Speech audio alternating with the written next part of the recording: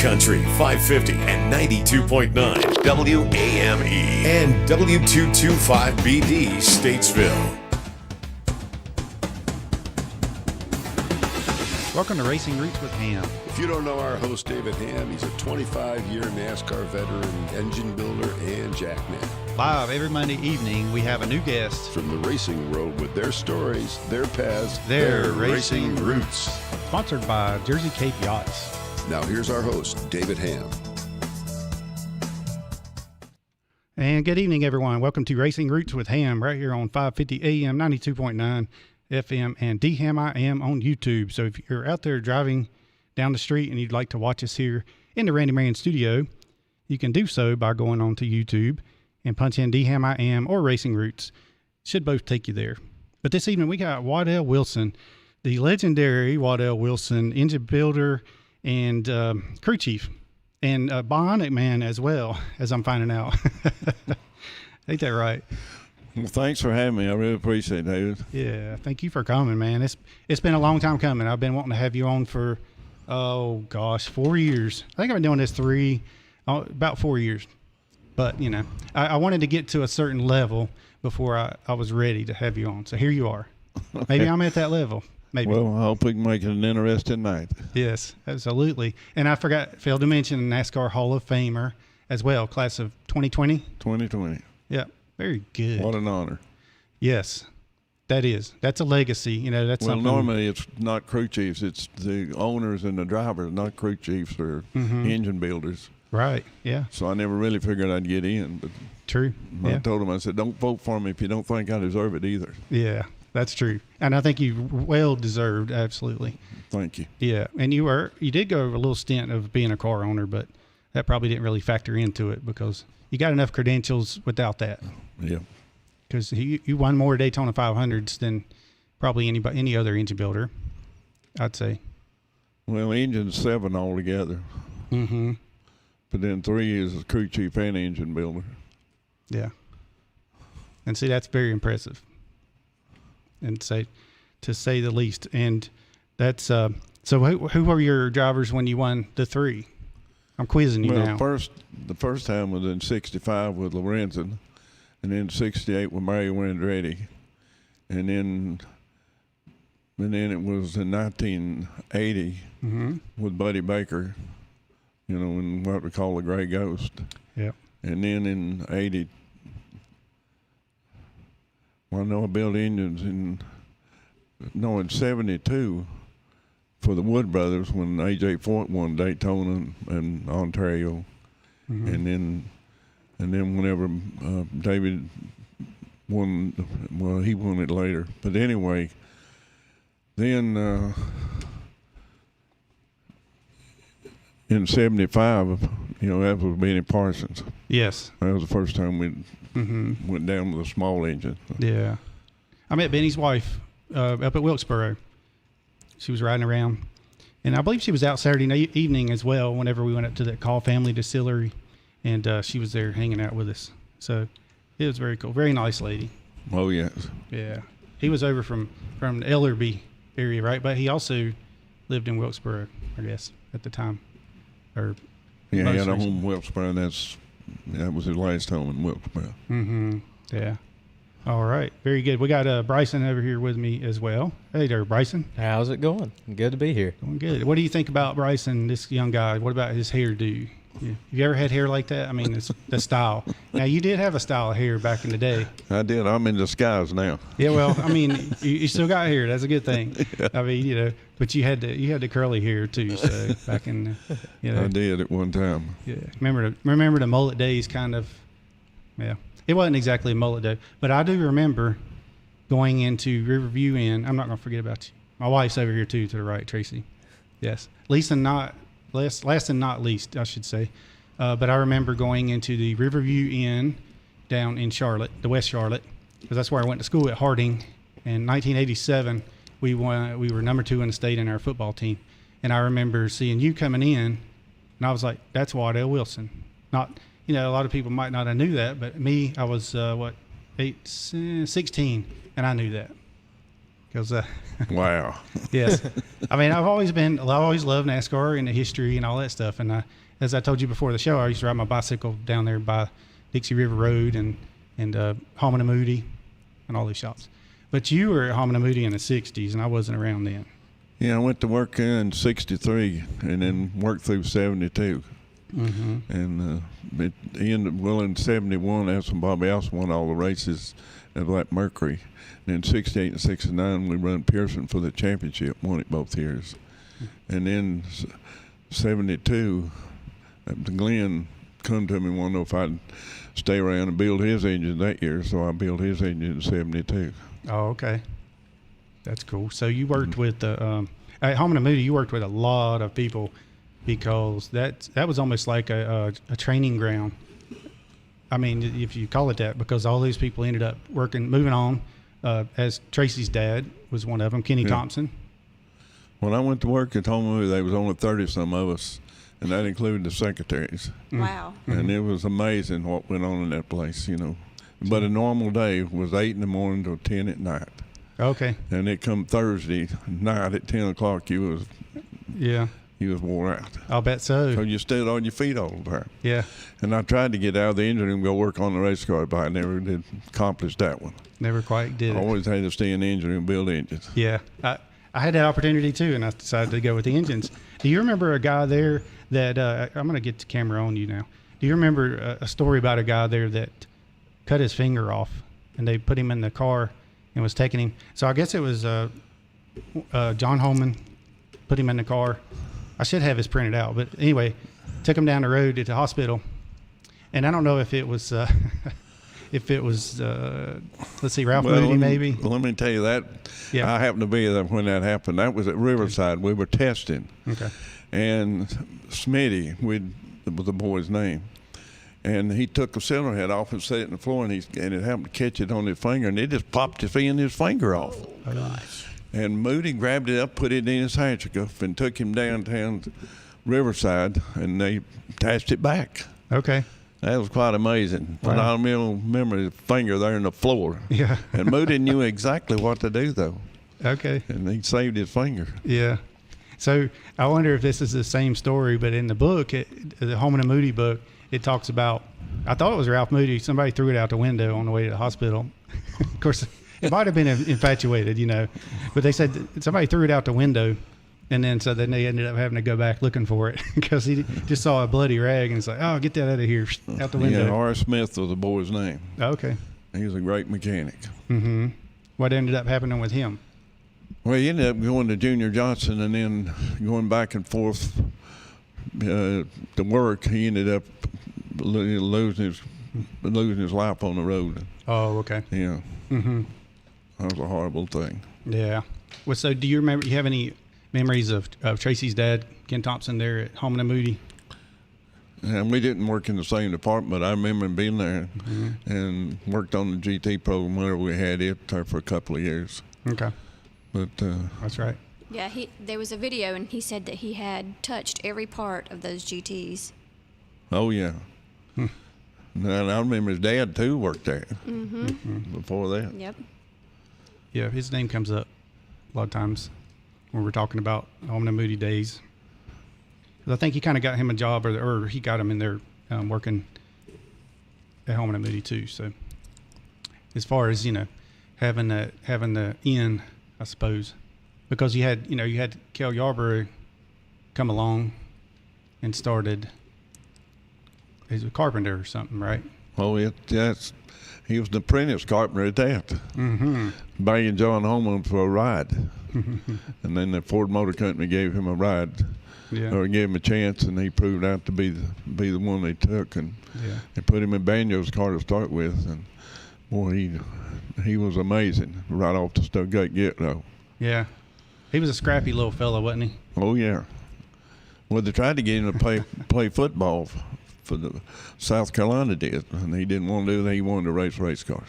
Okay. Well, that was a good decision, I think, you know, because he's as small as he was, you know, playing football. It might not have been the best thing, but he's probably fast. Well, he was tough. Let me tell you, he yeah. was toughest one human being I ever run up against. Yeah. So when I had Donnie Allison in here, I said, I said, you know what? Cale Yarborough was always my favorite driver back in the day. He's like, I knew there was a reason I didn't like you. You know how Donnie is. He just tells you like it is. But It sounds like Donnie. yeah, it does. Because speaking of being tough, you know, we're talking about the 1979, whenever, of course, everybody knows that. Everybody's seen it. I remember seeing it live because I was a kid, and we had the big TV and with a console TV, and it didn't work. So we had a little small TV sitting on top of it. And so I'm standing there in front of the TV like I'm boxing, doing my deal, you know, because that was live on TV. I was pulling for Cale at the time, but good Yeah, stuff. he was one heck of a driver. One of the best I ever worked with. Mm-hmm. Yep. All right. So let's go back now. So we kind of went through a little bit later, but what I like to do is start from the very beginning, kind of like when you know, where you were born and raised and all that kind of stuff.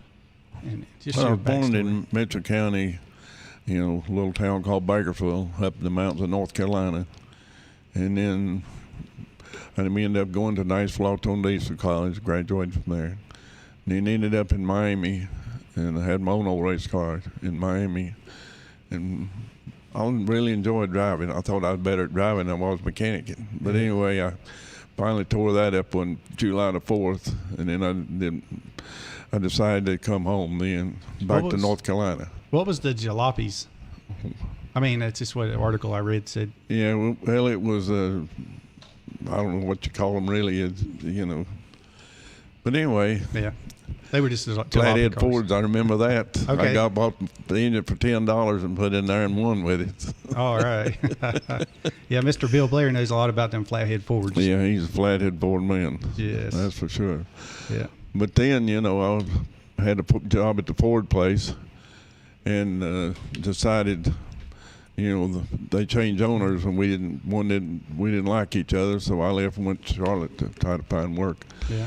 First 2 days I couldn't find anything. A friend of mine, my wife's brother, said, why don't you go to Holman-Moody and see if they ain't hiring? And I was looking for diesel work because when I was in Miami, I was a diesel mechanic, working for Cummins Diesel. Right, Creek, what took you to Miami? Just Nice. out of school, just a place to go. Okay. All right. Just free and happy. I got you. Okay. But anyway, you know, I said, well, okay, I'll go where I'm going to get the same answer I've been getting. So I walked in Holman-Moody, and the GM had come to me and said, can I help you? I said, well, I'm looking for employment. He said, we're not hiring anybody. We don't need no help. Very sarcastic. I said, Ooh. okay. Now, That's what I expected. Who told you that? Yeah, the general manager. General manager. Okay. So I'm going out there and run into John Holman. Yeah. He said, can I help you? I said, well, I'm looking for work. He said, well, step in my office. And I was telling him about racing and building my car and my engines and all that. And I could tell he was opening the mail behind when he sat down behind his desk, and he wasn't paying much attention to me, I didn't think. And I finally told him, I said, well, I graduated from Nashville Diesel College. He said, he looked up at the first time and he said, where's your toolbox? I can be here in the morning. What time? He said, 8 o'clock. All right. Well, I run into the general manager the next morning at 8 o'clock, and I knew by the look on his face he didn't like me. Oh. So first thing he done, they stuck me in the engine room.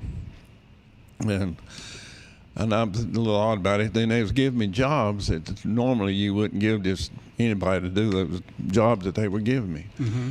But this guy named Hard Rock come to the Hall of Fame about 4 years ago and looked me up, and he said, let me tell you the rest of the story. He said, when you were going, they put you in the engine room to get rid of you.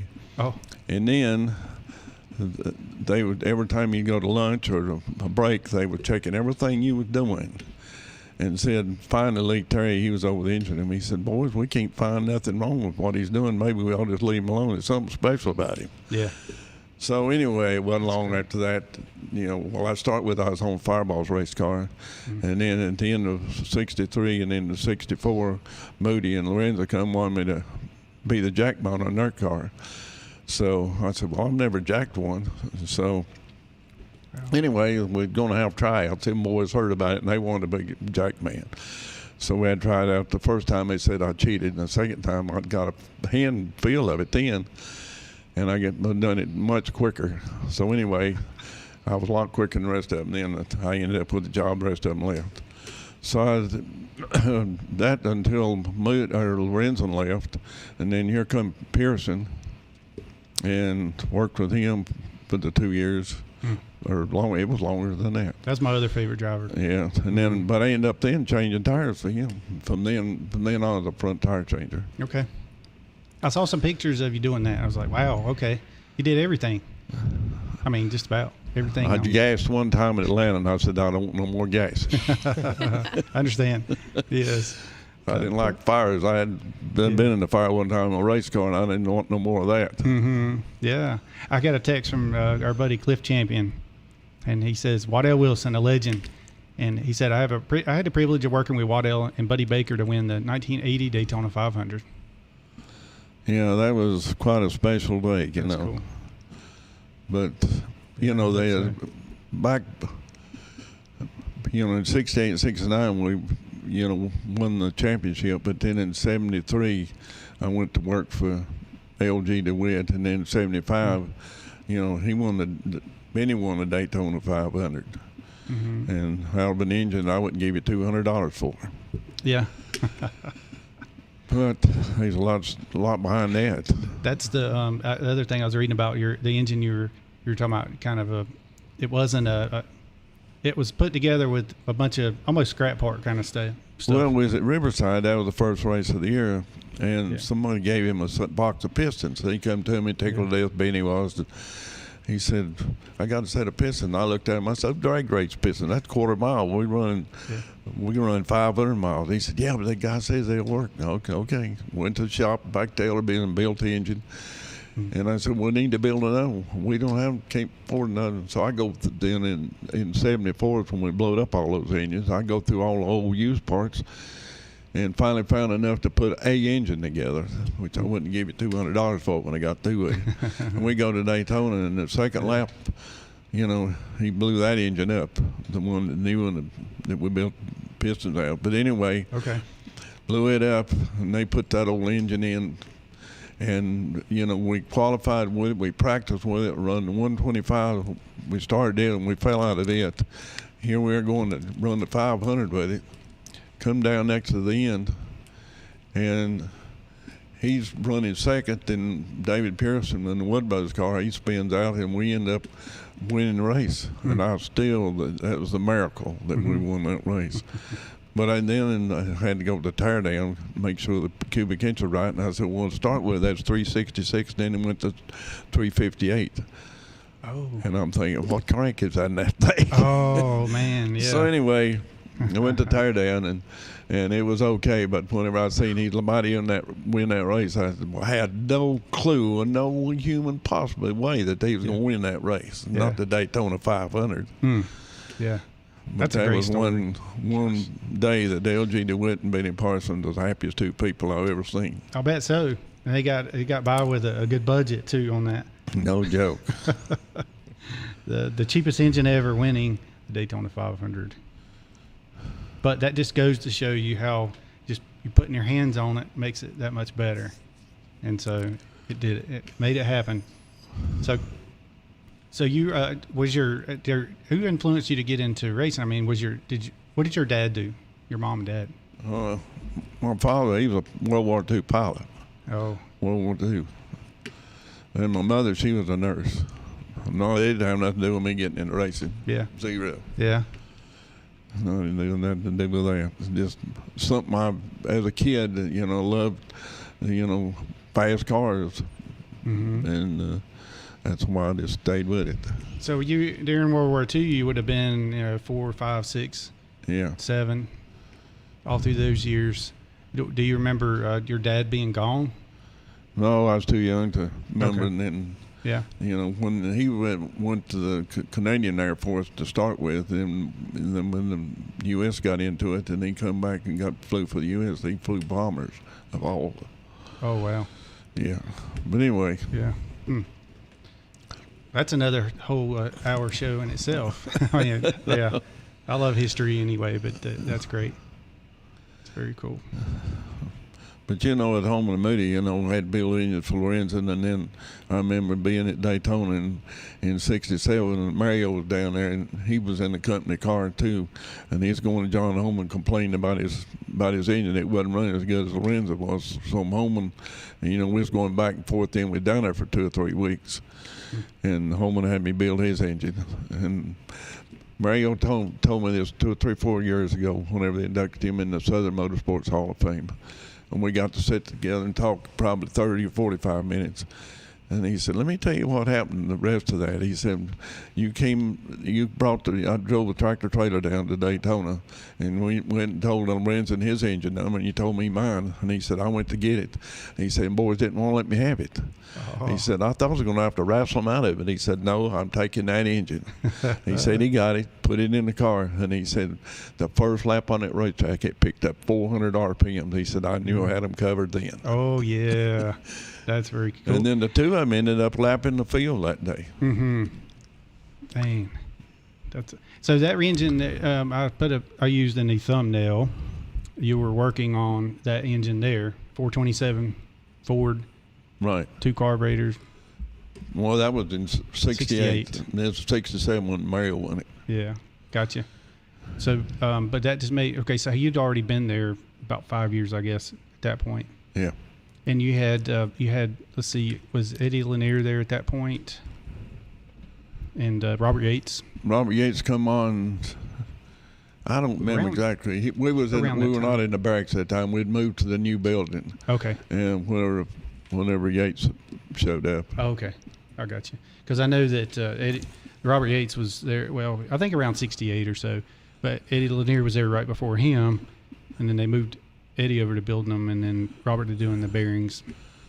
Knowing Robert Yates, that was the most amazing thing I ever seen. When he we was in the new building, and at that time we had 4 individual rooms, and I had, it's building the company engines for Holman-Moody, and then they had one for Banjo, and then one for the Wood Brothers, and one for Junior Johnson, and I remember Robert. He wasn't building any of the engines like that. But he'd come to me and say, what about honing this, or what about fixing this, or what about fixing that? Mm-hmm. And he'd slip around, and the knowing that I'd think, how'd you get in the engine room? Oh, I got you. And then to know how he turned out, yes. It was amazing how that man caught on to all that, and then climbed the ladder like he did. Yeah. My hat was after him. Oh, yeah. He ended up doing. Yeah, and he was a great guy. Yeah. He was one of them, he just couldn't help but help him. Right. Yeah. And the legacy that he's produced, and his son Doug, carrying on that tradition. Right. And I think he knew too to send Doug to school to be an engineer, for one, and it's got him on the right path. Oh yeah. Put him in there to work. So that's good stuff. But you worked with a lot of people down there, and you remember Mike Hill. Mike Hill said to tell you hello, by the way. Oh. Yep. He's been around a long time. Yeah. He's got lots of stories, too. Yes. Oh, gosh, yes. Yes. He's sure got does. the I can facts imagine. straight. Mm-hmm. He was the inspector there for them at the time. Okay. Because he's working on IMSA stuff right now, IMSA cars. Oh. But he's been on the show 3 times, I guess, because I had him on also with Will Cronkite, because they worked together back in 71. I mean, they worked together 50 years ago. Right. And so, yeah. Will Cronkite's been on several times as well. Speaking of, is anybody, we're probably going to take a break right quick, but. Yeah, everybody's just saying hello. There's no questions yet, but everybody does say hello. Okay, so yeah, I see Will Cronkite's on with us now, so we'll come back and we'll say hello to y'all in just a few minutes, but we're going to take a quick break, and we'll be right back to Racing Roots with Hamm. We got Waddell Wilson on with us. Flowers Auto Parts is a third-generation family-owned auto parts store. They offer various auto and truck parts, tools, equipment, and more. Since opening in 1920.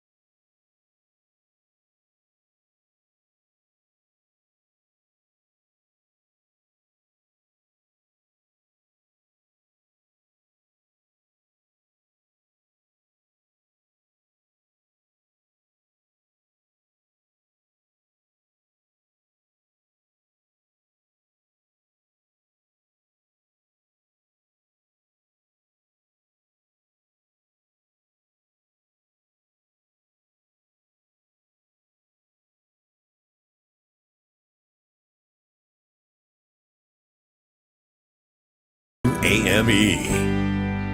And we're back to Racing Roots with Hamm. And we have got Waddell Wilson on with us this evening. And he is a NASCAR Hall of Famer and I just want to say something real legendary quick. engine builder and, yes, crew chief. So during break we were talking and I was saying Dad's paycheck showed he had worked 100 hours a week. Mm-hmm. Mr. Waddell said he worked 150. Can you imagine 150 hours a week? I remember going to Daytona and going to the racetrack on a Monday morning. It was one of the 24-hour races. Mm-hmm. And I don't know where they come up with this driver, but he sure couldn't drive a race car. And all he had to do was, blow the engine up, and I had to work on it. And we went out there Monday morning, and Wednesday afternoon was the first time I got hung over to the motel. Goodness gracious. Straight through. He'd Lots blow of it up, and caffeine. I'd build it that night, and he'd blow it up again. Oh, my. And I always wondered who he was. I never get to he'd park the car and blow it up, and they'd bring it to us. And then, Oh, okay. but that crazy. was I bet unbelievable. I got a friend, Mr. Dargan Watts. I bet he could figure out who it was. He could go on there and find some old pictures and stuff. He's historical Yep. picture finder. Yeah. Finds a lot of stuff. So, but yeah. So back in those days, you could actually rebuild the engine at the track too, and you could also a lot of times would end up swapping heads. I remember seeing people doing that. The Yates bunch did that a good bit. Well, I remember changing intakes. I remember changing camshafts, which is not uncommon at all, and working on that part of it. But I don't remember actually building the engine at the racetrack. Mm-hmm. Well, I thought you were saying you were building that engine. I thought you meant you were building it there at the track. Oh, that was in 24-hour cars. That was a whole new deal we're talking about. Oh. On the Winston Cup cars, on the Cup cars, I never did do any of that. Okay. But Yeah. that was, he dropped he knocked the valves out of it. Mm-hmm. And I'd take the heads off. And I don't remember taking any pistons out, but I remember all the rest of it coming out. So he was a tough shifter, missing shifts and downshifting too soon and things like that, I assume. Ain't no telling what he was doing. All I know is he was blowing them up. Yeah, whatever he was doing, he was rough on the engine. And Dargan Watts is tuning in. He says, you got one of the greatest. Yep, we sure do. We're lucky to have him in here this evening, Waddell Wilson. And are you on my Facebook page over there, Bryson? I am. Okay. Yep. Because we're streaming on Facebook, Twitter, Twitch, LinkedIn, and YouTube. Yeah, we're on all kinds of stuff right now over here. But Larry Lackey is tuned in, and he says, Waddell, one of the greats. And so he's watching us along with several other people. And like I said, we're on all kinds of stuff right now. So Yeah. everybody's tuned in and checking us out. So Well, hey, Larry there you Lackey. go. Larry Lackey's one of the greats, too. And I'm monitoring YouTube, so there's lots of people actually watching right now. We've got 29 people watching right now. Mm-hmm. We'll read some of the comments. Well, let's see. Let's just say hello to people. We've got Brett Troutman says hello. Philip Riot says hello. Scott Trevison says hello from Daytona. Mr. Will Cronkrite says hello. Dickie Dennis. And Bill Lowe says, what a legendary man and engine builder. Thanks for this interview. Cissy Odell's tuned in. Dargan Watts is tuned in. He says, you've got one of the greatest. He says, repeat the name of the person you need a picture of. And also, Bill Lowe says he's sharp at 85 years old. Amazing. Yeah, who was that? Give us a clue there, and we'll get him. He'll be right on the job finding out who that driver was. Yeah. What year was that again? For the race that he worked. I know I'm asking you too many questions on years and stuff. We'll back off that. It had to be around 65, 66. I can't remember the exact year. Yeah. All Just right. look for multiple engine blow-ups. Yeah. Yeah. There you go. All right. And so Dakota Hawkins says, hello. Hey, Granddad, you're killing it. Is she one of the ones you sent the link to? Yeah. Yeah, She's working for Richard Childers now. Oh, good. Oh, She cool. loves racing. I can't believe it. She graduated from Western, Yeah. a degree in engineering. Okay. And she wants to be involved in racing. When Yeah. there's a lot of other areas she could have went down, and she'd want to do that. Good for her. The engineering degree is very valuable in racing. Oh yes, it is Sure. now. Yeah. Yeah. She works for a lot of people, good people up there too. We had Eddie Lanier II was on with us last Monday, and his dad, Eddie Lanier. Yeah, the second, not junior. I know, I started to say junior. But, yeah, Lanny Barnes and all them guys up there. Well, I know worked a lot of engineers, and, I've learned a lot from them, but I've never seen one of them that could actually take it out of that computer, put it on that race car, and make it turn left. Yeah. It's a whole new deal then. It looked good on paper. You gotta have, but you got to have the experience, because the maddest Cale ever got at me was at Michigan, and Bobby was coming around to lap him, Bobby Allison, and the caution come out, and he said, "Waddell, fix this dang thing." He's worse words than that he used, but which he normally never done it.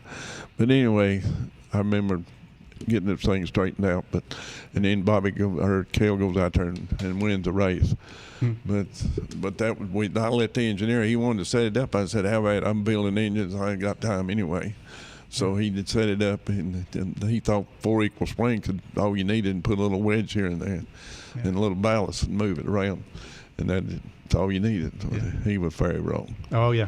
Bobby Allison is one of the greatest of all time, no doubt. I mean, I know I'm stating the obvious here, but when you talk about a driver that could get in his airplane and fly to the next track and drive another race, all within a day's time, that's tough. Oh, yeah. He was tough, period. He was one of the greatest ever driven a race car. I remember in 71 when he drove out of Holman-Moody, and he didn't start till after the Darlington race, the Rebel race, spring race. And I forget how many races we won, but it was unbelievable with that Mercury and number 12 Coke car. But he was unreal. That when the guys had all the white Coke pants. I had the Coke pants, I had to have a new pair every week because I wore on the knees out. Sure. Changing tires. Yes. And so, speaking of that, I called you Bionic, man, because I know you've had quite a bit of surgeries from doing all the tire changing and jacking the car and all that kind of stuff. And I was telling you, I had both my shoulders done and one of my knees. And, of course, it was the knee where you have to make that left turn to go around the car, kind of. Yeah. But I'm good now. I'm new. Well, the race cars will wear you out. I know that from experience. And also not wearing earplugs or so what did you have to do when you didn't have any earplugs? Well, I had problem hearing anyway, and I didn't want to lose white hearing I had, so I'd take and cut the piece out of a red rag and roll it up and put it in my ear. And it helped. It really helped. It muffled it quite a bit. Sure, yeah. Of course, I'd take and cheat because back then we didn't have knee pads, and I'd take red rags and put them on my knees and then put my pants on. Oh. Because I was always on my knees, changing tires. Yeah. So you did that under your pants? Oh, yeah. Okay. That makes sense. I mean, you just got a lot of common sense here. Duct tape is your friend too, right? Well, we had 200 mile an hour duct tape, and it was good at 200 mile an hour. That's right. That's a good use for it. So Craig Forsyth says, ask Waddell if the big block or small block was funner to work with. Well, I love the big block, especially the Ford when we had 2 4-barrels. Back in '68, we was able to run that 1 year against the Hemmies, and that's when Pearson won the championship with that particular engine. But the small blocks, I'll never forget the first one we built, and I think it's in '74. And put it on the dyno, and it wouldn't make 500 horsepower. I was sick and zero torque, basically. But then we went to work, and it was pretty soon, we had 600 horsepower, then we had 700, then we had 800, it just kept going. So is that how the evolution of the race engine in NASCAR was? I mean, because when I got in, it was like the compression was 14-1, and then they cut it back to 12-1. And I think around 96 maybe, whatever. And so, you went from the dome pistons, and we'd cut them down, and then we had hollow domes. So anyway, another story. But we went to 12-1. But it's because the power kept going up and up and up. And then, of course, you had the Fords who were like spanking everybody back in that time, in the mid-90s, I guess. So they would just give them more spoiler, a longer, taller spoiler, that kind of stuff.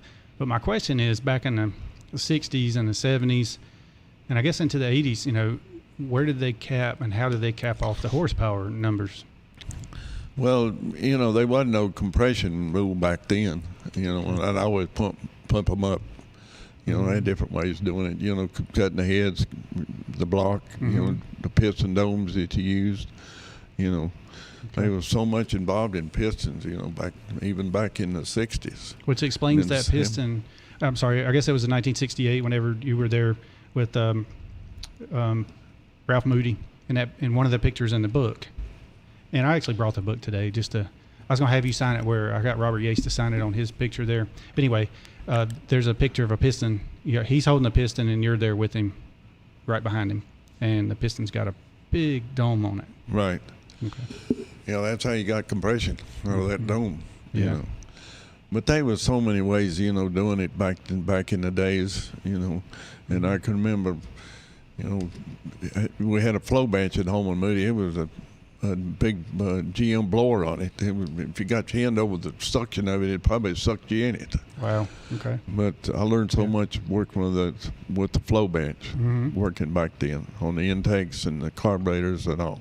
And for our listeners that don't know, a flow bench is the modern ones is the ones I'm used to working around, and it was an actual bench that had a it would blow or suck air through intake manifolds or cylinder head ports, and you can measure the amount of flow through it. So how was yours set up back then? Yeah, you can have, you know, I forget how we had it set up now. It's been so long.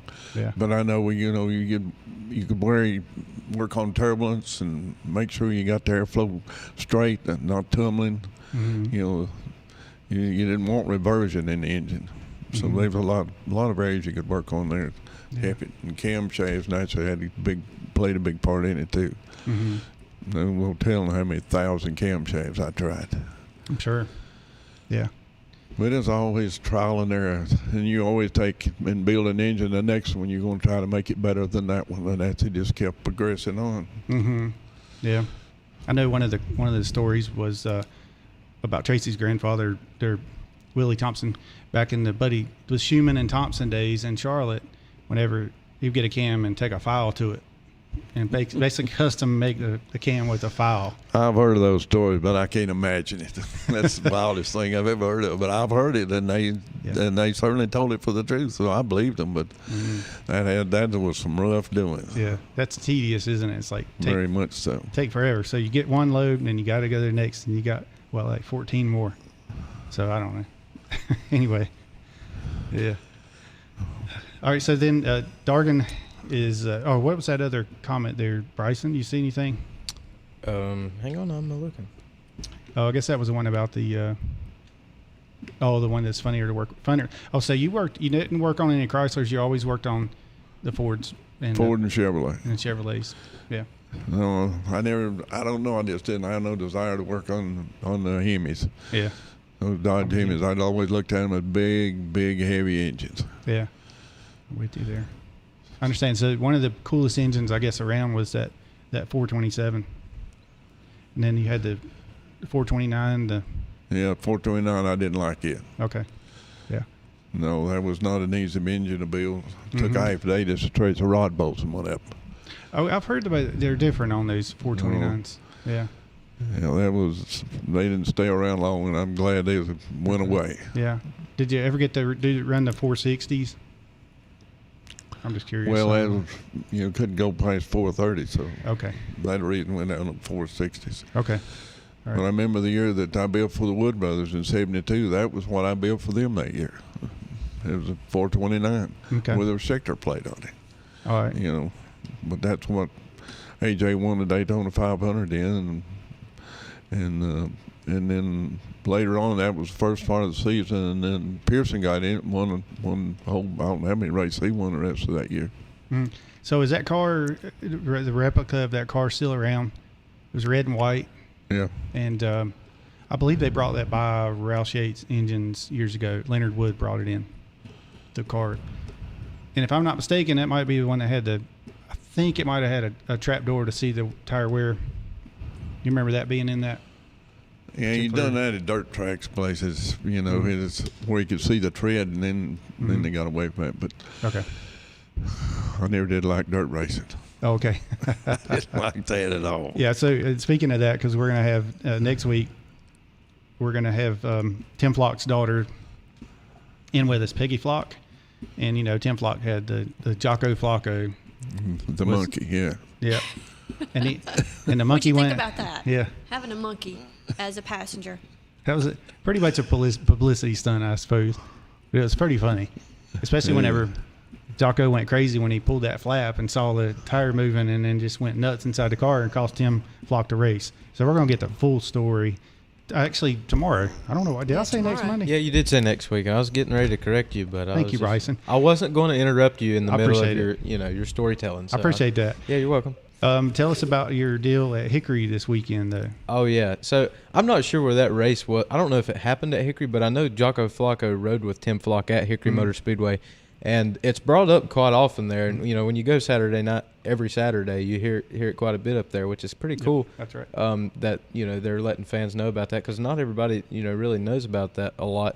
But they did this thing. They had a promotional night. They had a company that came in, did a sponsorship thing, and they were giving away T-shirts. And they said, if you can answer who Tim Flock's passenger was when he won this race, and I can't remember the year, then come to the announcer's booth and you get a free T-shirt and all that good stuff. And the answer, of course, was Jocko Flocko, and then they told the story in between races, and it was pretty cool.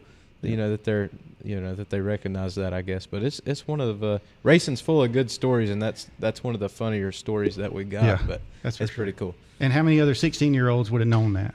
So good job. Know. And where'd you learn that? I think I learned it right here. That's it. Yeah. So Yeah. It's pretty cool. Yeah, that's good. Good for you, though. What'd you win? Oh, I didn't win nothing. It wasn't me I knew it, but that was Yeah. I didn't win nothing.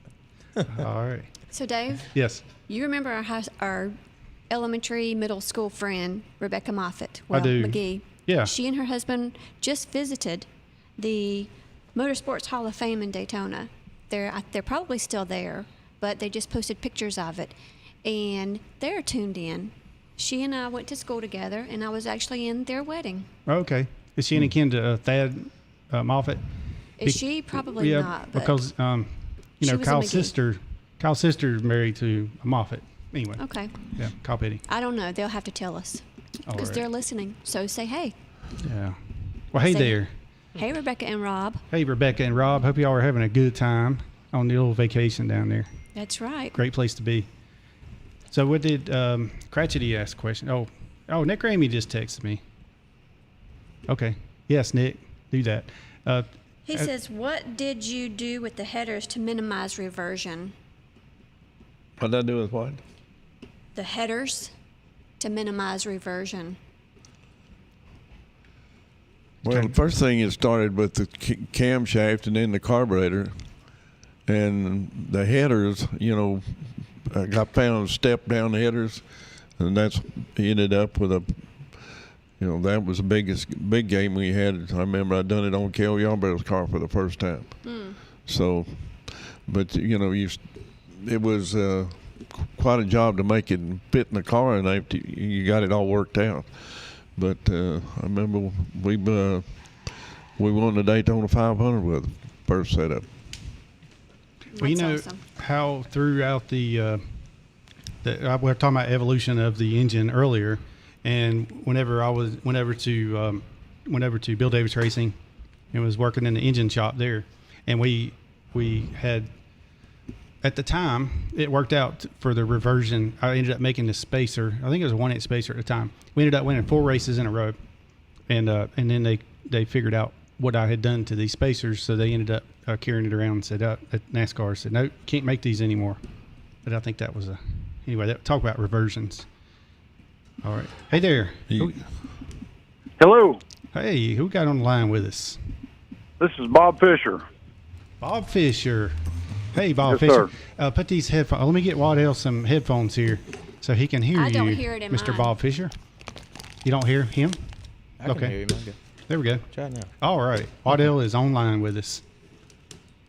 So go ahead. Okay. Yes, Hey, sir. Waddell. How you doing, Bob? Good. How you doing? Okay. Sounds like you're having a lot of fun, huh? Yeah, it's pretty neat. Nick Ramey just sent me a text, and he says, you need to call Waddell. I'm calling you. Well, I tell you one thing. I've been around a lot of people building engines, all, but you're still one of the best I've ever seen in my life building engines. Well, I appreciate that. Yeah. And I got to tell you, for the year we got to work together, I'll savor for the rest of my life. I learned a lot in 1 year, I guarantee you. And I appreciate everything that you did, and you covered a lot of bases for us, and actually was a team manager there at Cale's there last year. So greatly appreciate it. You taught us a lot. Well, it was amazing. I'll never forget being there with you and being around all the engine builders I've been around. I'm thinking, dang, this is the first one I've ever been around that knows exactly how to do it and how to keep it neat and clean and work with tens of thousands. Yes, sir. Well, you paved the path for us. Thank you showed us the right way. We had time to put a little icing on it, and we wasn't under the gun quite as much as you were, because none of us were engine builders and crew chiefs and everything else that you were. So we had a little bit easier job. When we thought we had a hard job, we could have had yours. Well, I got thrown under the bus a lot of times. Well, you covered a lot of area. You covered a lot of bases. And I didn't ask for any of it. Well, when you're a perfectionist and somebody that strives and doesn't accept mediocrity and strives to produce the best at everything you do, that's what happens. Well, if it wasn't done right, I didn't want no part of it. I guarantee you that. I guarantee it. Hey, Bob Fisher, I've heard so much about you, man. I worked with so many different people that worked around you, and they always speak very highly of you. So, well, thank you very much. Absolutely. I appreciate you calling in. And yes, sir. And so, have you got any parting words for Mr. Waddell? You got any good Waddell Wilson stories? Any good Waddell Wilson stories? Hold on. Any you can tell on the radio? Yeah. No, nothing that is going to make people laugh. Just the fact that I feel like as a young man coming up in this business, he set a precedent for us, and I can tell you that he's definitely one of the best has ever been, and I've been honored to have known him through the years and work with him, and I'll always cherish that. Well, that's great. And you know what? I know he's a few years older than I am, but he still looks younger than me. He does, don't he? I don't feel no younger. Yes. So not only is he a great engine guy, he's a good-looking man. There you go. I cheated actually earlier. He asked me, "How old do you think I am?" And I was thinking, all right, it's maybe 70, right? And then I was kind of glancing over at my piece of paper here, and it says born in 1936. So I did the math real quick. So I wouldn't have guessed. I know, really. He done good. I remember him from probably around 1986, I believe, or 87, when I saw him walking down into the Lakeview restaurant down in Charlotte. The Riverview. Oh, I'm sorry, Riverview. Why did I say Lakeview? Because Lakeview store was right down the street from Parents All Day Body, whatever. Yeah. So anyway, that's my wife talking, Bob Fisher. Hi, Bob Fisher. Thank you. Hi, how are you? I heard I was listening to the podcast that you had with Eddie a little bit. It's the first time I'd ever heard your show, and I understand you're related to your Kenny Thompson's daughter. That would be correct. So I got to spend a little time with Kenny in my day, and he's another great one right there. So well, thank you. You're surrounded with legends around there. I agree. I completely agree. Maybe we'll get you in here one day. I don't know about that. But anyways, it's been great talking to y'all, and keep up the great work. Thank you. Yeah, appreciate you representing our sport. Absolutely. Yes, sir. Thank you, Bob. Take care, Bob. Thank you very much. Y'all take care. You too. Bye-bye. Bye-bye. All right. Very good. Mr. Bob Fisher on the line with us. That was good. That's a good surprise. Yeah. That's one of the best engine men I've ever been around. Mm-hmm. And it didn't take long to watch him and see that he was that caliber of person. Yeah. And it was rare to see that. Very rare. you know what? One of the things that he has in common, and you have in common, is Nick Ramey. And Nick Ramey surrounds himself with great people. You notice that? And Nick's a very modest person, and one of the greatest people I've ever known in my life. Mm-hmm. And but they always say, you know, surround yourself with great people, and that it's going to rub off on you, basically, right? Oh yeah. And there you go. It's Scott Trevison says, a true NASCAR Hall of Fame legend. That's it. And Brett Troutman, you got that, Tracy? Oh, yeah, just 1 second. He says he's your biggest fan, Brett Troutman. He says he has your autograph from 2021 Stocks for Tots. He says, thank you for being a great crew chief and engine builder for NASCAR. You are one of the greatest of all time. And then That's Craig nice. Forsyth says, Waddell, you worked with so many great drivers. Was there one who stood out? You know, I've been asked that question so many times, and you go back over them there, Fireball, Lorenzen, Pearson, Allison, you know, Mario. I didn't work with Mario that much, but I did work with him on the 24-hour car. Got to know him pretty well working on that. But, and then Cale, I mean, you just go right on down the list. But Cale, he was a different. He knew nothing about a race car. And of course, I knew he didn't, because whenever I was Holman-Moody, he wasn't interested in nothing but driving. He didn't care about building it or working on it or nothing. And I remember when we first went together, and he'd walk away from a race car, and on Sunday after Saturday afternoon after practice, he said, "Well," he told us, "Well, if you think anything, do it to it. Just don't slow it down." And the next thing he'd tell me, "Well, if you don't want me to use it, don't give it to me." There you go. He was going to use it. He wouldn't pet it. Did you ever look at him and say, can you be a little more specific?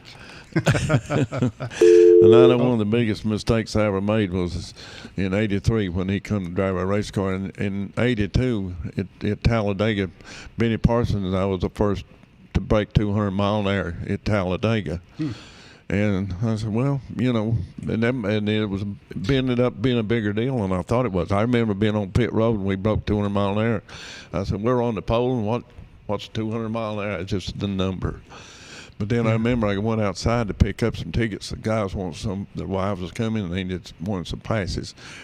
And I walked in, and I'm telling you, they was hooping and hollering and said, you won't believe the people that's wanting tickets now, because that 200 mile an hour is a magic number. How about And that's the first time it hit me that it was that big a number. Yeah. Was it? So then the next year, Cale come to drive our car. Yeah. So I said, well, it'd be nice to break 200 mile an hour at Talladega or Daytona for the first time. Nobody had done that yet. Mm-hmm. So we're in the wind tunnel with the car, and we had the CD numbers on it and the flow numbers. Mm-hmm. And they wanted to know the horsepower I had, and I told them that. And they calculated and said, that car would run 203 mile an hour at Daytona. So anyway, when we get to Daytona, 45 mile an hour, 45 seconds is 200 mile an hour, and Cale's out there running 46s and 7, you know, and I'd never worked with anybody like that. He was sandbagging, and I'd been used to Buddy Baker and Bobby Allison, all them units. Second lap, he knew exactly what you had. Mm-hmm. But not Cale. He was going to hide what he had. Oh. So we go out there to qualify, and I had the spoilers cut down to 20 degree. He pushed it on down some more, which, you know, at that time with that notchback, it didn't do have a lot of effect anyway. Mm-hmm. But anyway, the first lap he went over 200 mile an hour, and the guy in the tower was telling me this after it's over, and he gave me the clip on it, and they were jumping up and down because it break 200 mile an hour, and down the back stretch, that guy said, "You think that's something?" He's on a clip now, 203 mile an hour. Mm. Then he goes into turn 3 and got away from him. Oh, yeah, and that's when it went airborne. Yeah. So anyway, I come back in the garage after going to the infield care center and checking on him, and he was okay. Mm-hmm. Only thing he told me, he said, well, you didn't put the controls in it so I could fly it. Yes. But Bill French Jr. came to me and he said, if you'll fix that race car, you've got the 200 mile an hour, you will be on the pole, and you can work on it 24 hours a day, now till Thursday, to the 125s or 150s, whichever, and then run a couple out, pull it back in, and finish whatever you need to do. Mm-hmm. So Harry Ranier was the owner. He come to me and he said, well, my jet's sitting out there, and the guy from Cale met for him said, mine's sitting out here. Chevrolet had called, got in touch with me and said, well, anything you need from Chevrolet, we'll have it down there in the morning. But there was 3 guys that Cale wanted me to hire whenever he come with us. And they come to me and said, we ain't going to work on that race car. Happy hour's going to be in a couple hours. We're going to happy hour. So, it really bugged me that I let it go with that. Because I remember Leonard Wood come to me and he said, Waddell, you're not going to fix that race car? He said, let me tell you something. And it had never dawned on me. He said, you've been on the pole 4 years in a row, different drivers and different cars, and this would be your 5th year. He said, you're not going to fix it. He said, you'll always regret it. And boy, I have ever. And, and then the next thing is because Bill France, it would have helped him. It'd been the best thing we could have done to fix it. And it could have been fixed, I know, because everybody wanted to help. Yeah.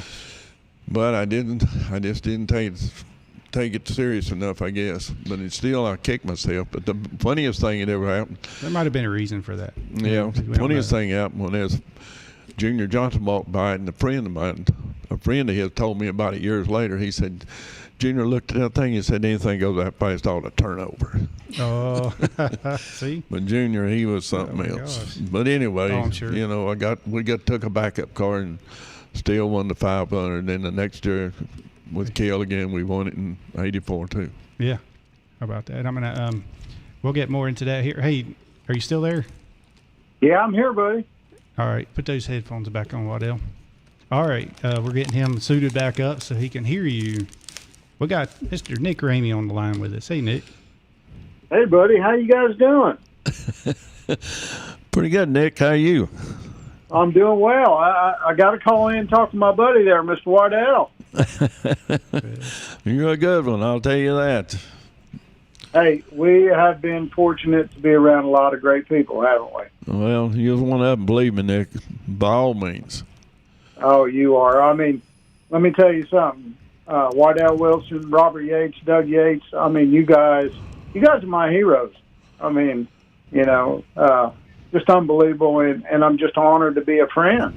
Well, and Bob Fisher is one of my best friends also, and but you are the man. Well, so are you, and just like Bob Fisher's, the two of you, unreal. We're just blessed to be around good people, and David. I love David's radio show, and he gets some really good people on there.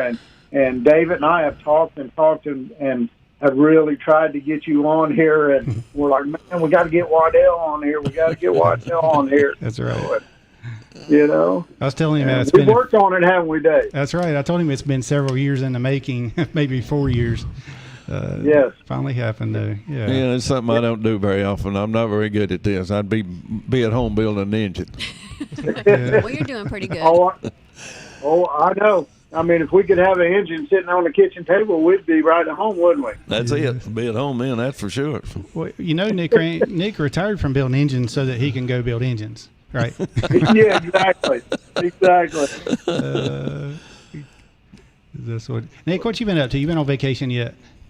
Yeah, we just got back from the beach. We've been down at New Smyrna for a week, and we've been at Daytona Beach for a week, and we actually took our pond boat and did the Intercoastal Waterway. Yeah. Wow. How nice is that? Wow. Yes. That was a It was pretty cool. We went to Titusville, watched the rocket launch. Nice. And then went all the way back up and went to St. Augustine. Yeah. See, I knew you were going, but That's what retired engine builders do. But the best part was, Waddell, have you seen the degree wheels that we used to have not long ago, the big degree wheel? Oh, yeah. Yeah, well, I mounted it on my pontoon boat. You're kidding. he always said he was going to do that. As the steering wheel. They had Didn't one of I, my. Dave? Yes, we you always did. talked about it. You Yeah, sure they did. had my degree wheel in the Hall of Fame, and then they brought it back to me, and it's sitting there leaned up against my toolbox right now. Oh, Is that right? I didn't get to keep mine. That's awesome. So I put mine on my pontoon boat, and I call my pontoon boat Perfect Timing. That's great. That's perfect, actually. Perfect Yeah, timing. yeah. Yes. Yeah. I don't want to hold you guys up. I just wanted to call in and talk to Waddell, and what a great man, and I'm just honored to be a friend. Same here, very much so. Yeah, You know? that's for sure. Hey, Nick, and I knew you were going on vacation, but I was waiting for my phone call or my text or something, for the invitation, but it didn't happen. That's okay. That's okay. I'm not heartbroken. I thought you was headed to, let's see, Myrtle Beach, I'll bet. Oh, yeah, Myrtle Beach or Florida, which one? We went to Myrtle last. Oh, we did actually go to Myrtle Beach, though, but yeah, for a few days. No, I'm picking at you. It's hard for me to get away right now, that deal. So, but Oh, I understand. yeah, gotta do what I gotta do. So, yeah. Exactly. One more thing I want to say, Waddell is one of the best Christian men I've ever met in my life. And Love and the he's Lord. going to talk to you about Jesus, and you better listen to him. Yes. Yeah. Right? Right, Waddell? Oh, I agree 100%. I love the Lord. Yes, sir, you sure do. And I've learned a lot from you and Robert Yates, being that, at Robert Yates Racing, we had the longest running Bible study in NASCAR. And it's something to be proud of. And Robert's just like you. I mean, he always believed in the Lord. And, Yep. and he wasn't just give us a job. He changed our lives, Well, that's good. and that's so important today. So, but I just want to thank you, Waddell, and great friend, and honored to be a friend of yours. Same here, very much so. All right, buddy. All right, Dave. Hey, I'll get that written invitation out for the beach for the next trip, okay? Yeah, man, let's do it. I'm ready. That sounds good, buddy. Thank you, Nick. Appreciate you. All right. Thanks, Thank Nick. you, guys. Yeah, buddy. Take All care. right, buddy. Talk to you Bye. soon. Bye. That's funny. He says that too. And, the Yates family. So we had Bible study, and we also had what was called CrossFit. Have you ever done CrossFit? Okay. Well, it'll wear you out. It's one of those things where you fall down, you jump back up, and you jump in the air, you fall back down, and then you go and run a mile, and you come back, and it's just stuff like that. I'll pass. Yeah, I wasn't very good at that. I'm not built for speed. I'm built for strength now. You put me on a weight bench or something, I'm good. But not for that cardio stuff. I was always like the last one back. Do you know Jerry Cook, his daughter Christy Cook Yeah. Jones, and she and I, she's a little thing, she's like 4 foot something, some change. I think she might be 4 right foot at 11. 5 foot. Yeah, she's right Her at 11. mama's 4'11". Yeah, and we would always kind of be hanging back there a little bit. I'm telling on myself. That's pretty sad, isn't it? But anyway. So, hey, let's take a quick break, and we'll be right back to Racing Roots with Hamm. We got Waddell Wilson on with us. And 92.9 WAME and W225BD Statesville. At Banner Drug, we are proud to say we have been caring for our patients in our community since 1996. Our pharmacy offers a personalized customer service experience you expect from a locally owned store. To help you with your prescriptions, all 4 Banner Drug locations can deliver your medication right to your door. You can call in your prescription refill order, or better yet, use the convenient refill button on our website, www.bannerdrug.com. With more than 20,000 students, Iredell Statesville schools rank among the 20 largest school districts in North Carolina. Our teachers represent a wealth of knowledge, with the average teacher in our district having 15 years of teaching experience. Iredell Statesville Schools' innovative approach blends a one-to-one technology initiative with collaborative best practices and a hands-on approach to learning. In addition to traditional school settings, the district provides a wide range of exciting educational opportunities through our choice programs, specifically designed for unique student needs. No matter your age, your background, or your personal goals, there's a place for you in the Iredell Statesville schools. Mac Molding, the plastic molding, metal, and manufacturing company, is looking for you. With over 100 years in business, Mack Molding is the place you want to be and to work. Mack has openings for manufacturing operators in molding and finishing and injection molding technical support positions. New hires receive a $2,000 sign-on bonus. Starting rate is $16.50 an hour.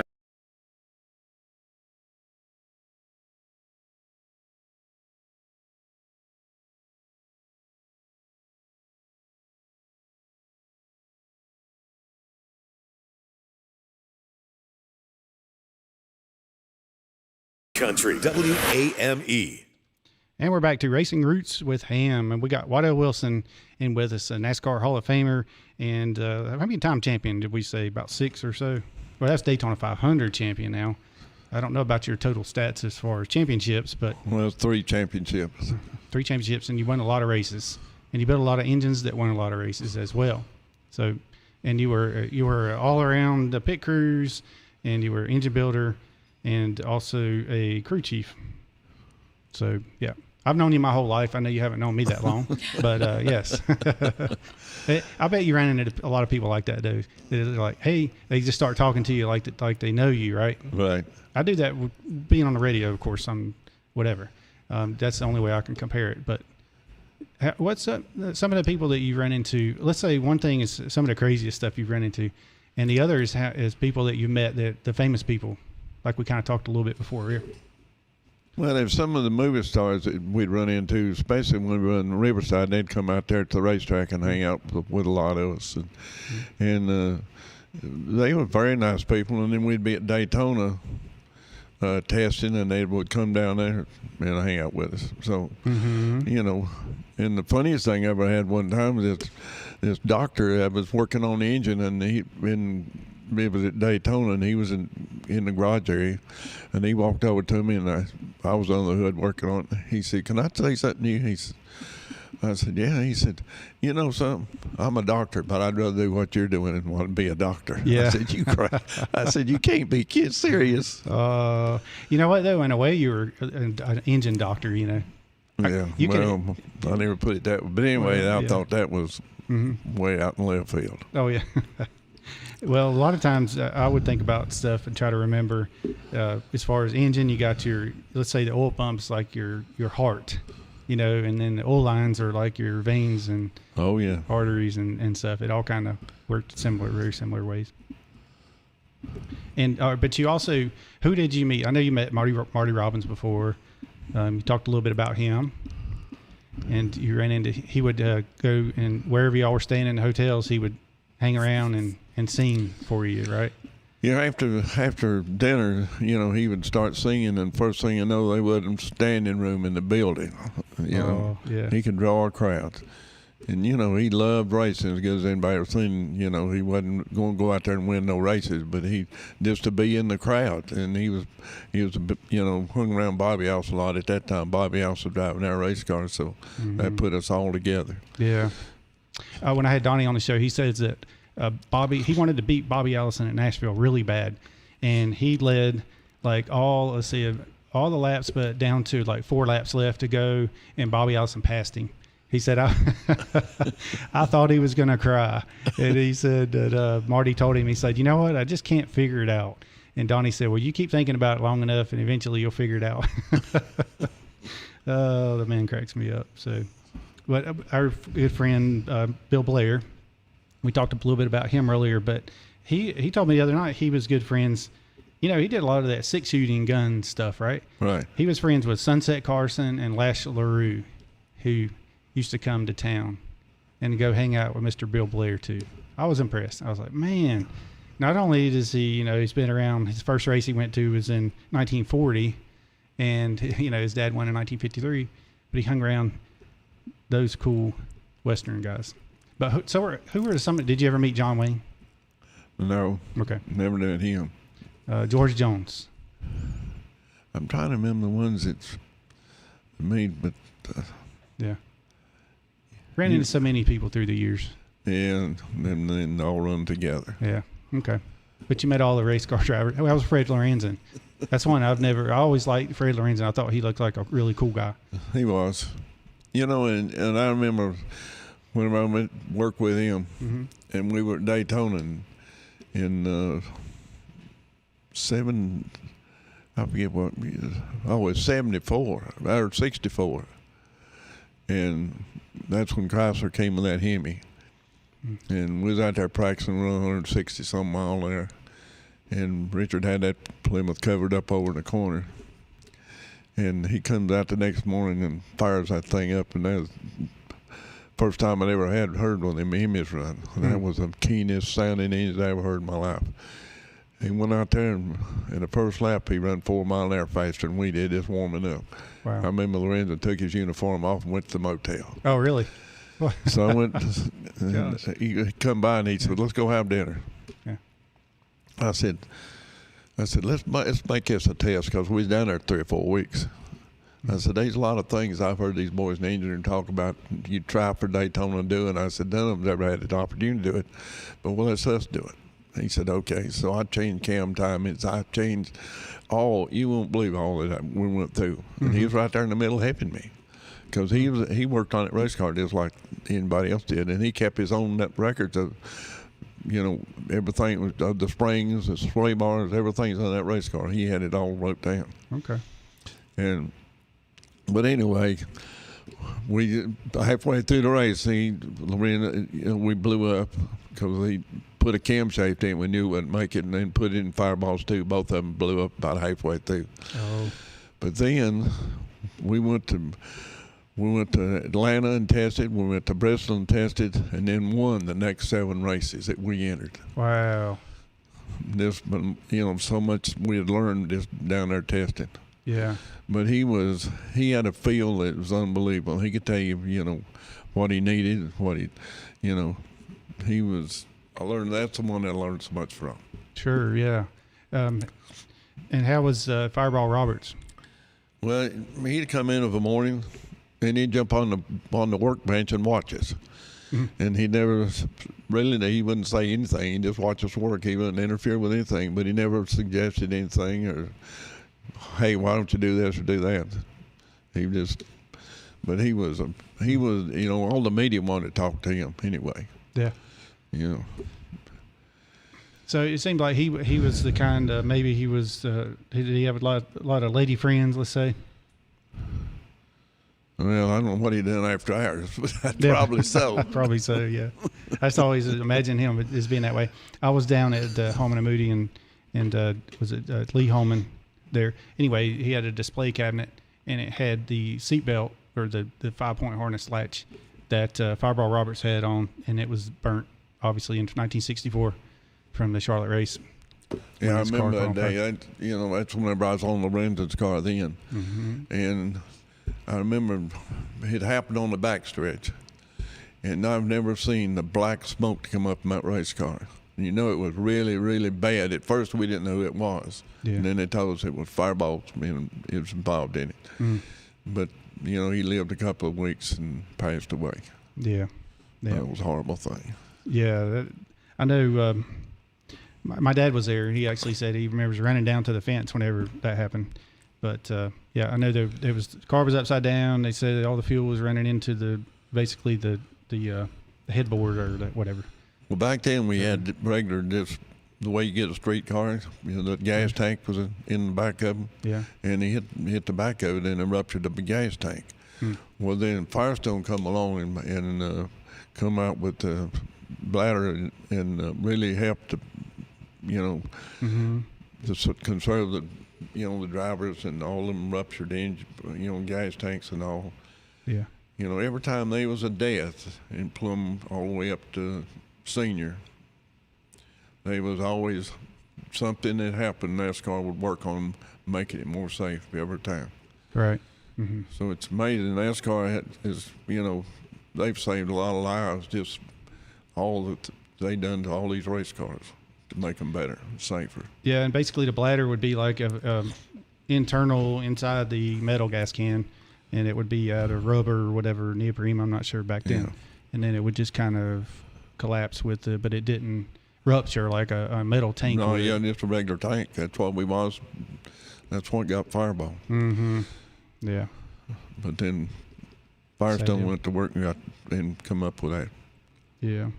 Yeah, Nick Ramey had texted me, said we were talking about the oil lines and stuff being like the heart, and he said, that's right. That's funny how us engine builders think alike, because he had the oil line, when the oil line collapsed, it's kind of like, I'm sure you've probably seen that throughout the years, one of the oil lines collapsing or whatever, it's almost like a vein or artery, collapsing on you. Oh, yeah. Cuts off oil flow, and that's not a good thing. It's especially not for an engine as well. But so speaking of engines, you also built one for Hendrick and Darrell Waltrip. I guess they basically put your engine in his car for a practice session. You remember that? Oh, yeah, at Daytona. That was when he set the track record, unofficial track record, that exceeded Bill Elliott's 1985 mark. Yeah. Yep. So, and then they said, hey, we're going to make him our new engine builder. I don't know if that's what happened, but that goes back to the days where you were talking about Unser, and I believe, well, this is actually after that. So Hendrick had Wilson B. You were the crew chief for the IndyCar driver, Al Unser Jr. Yeah. Only a NASCAR start in 1993 Daytona 500, and he crashed out apparently. Yeah, he had a shot winning the race that day, but Earnhardt took care of it. Oh, is that what it was? Yeah. Did he give him the old chrome bumper or whatever? The chrome horn? I didn't think to tell him, but anyway, that's what happened. Yeah. He's sitting there we did change tires on his car, and he was in third place. And the cars, 3 cars in front of him, he had passed that day, so he shouldn't have been no problem passing. Right. But he wanted to come to NASCAR, and he thought one time he had a sponsor, and he wanted to know if I'd be the crew chief on his car if he'd come. But he never did make it materialize. Oh, okay. Yeah. Well. Yeah, the answers, they was Bobby and Al, they were very nice people. Okay. They were mostly, Indy? Yeah, they was Indies. Yeah.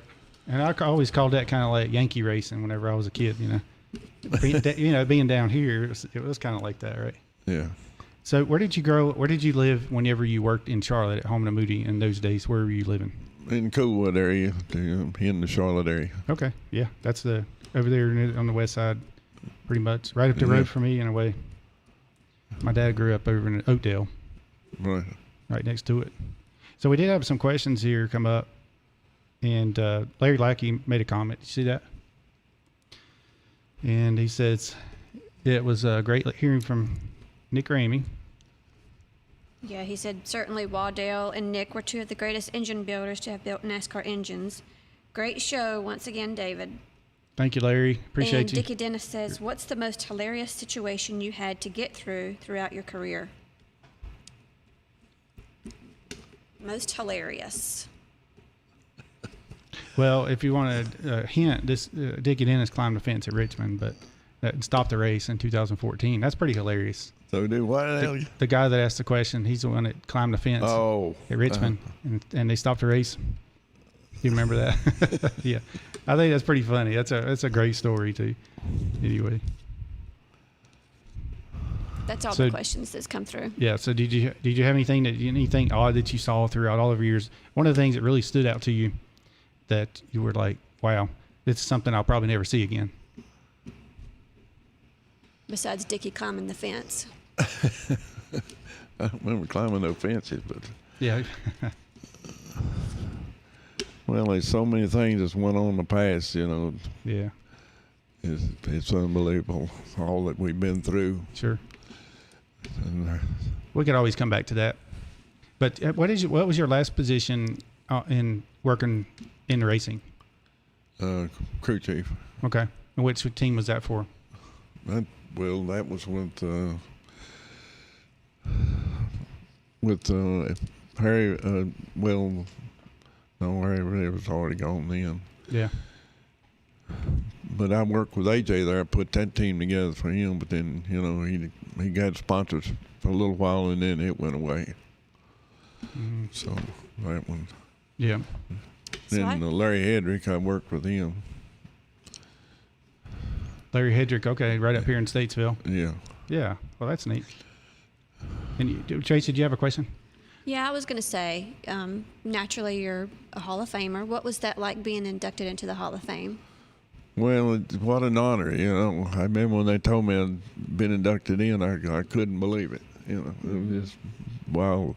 It was beyond my wild imagination getting in something like that. It's like I said earlier, you know, that's for owners and drivers, not crew chiefs and engine builders.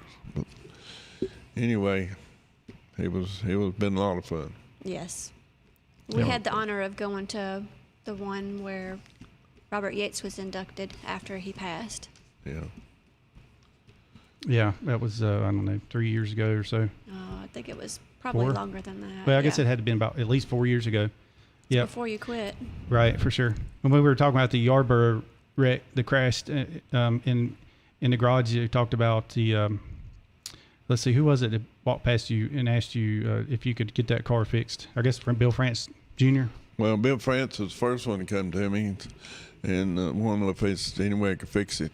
You know, if it'd fix it, he'd let people, but he'd let us work on it 24 hours a day all the way up until Thursday when we had to start the 125s. And then we run a couple laps and come back in and finish it.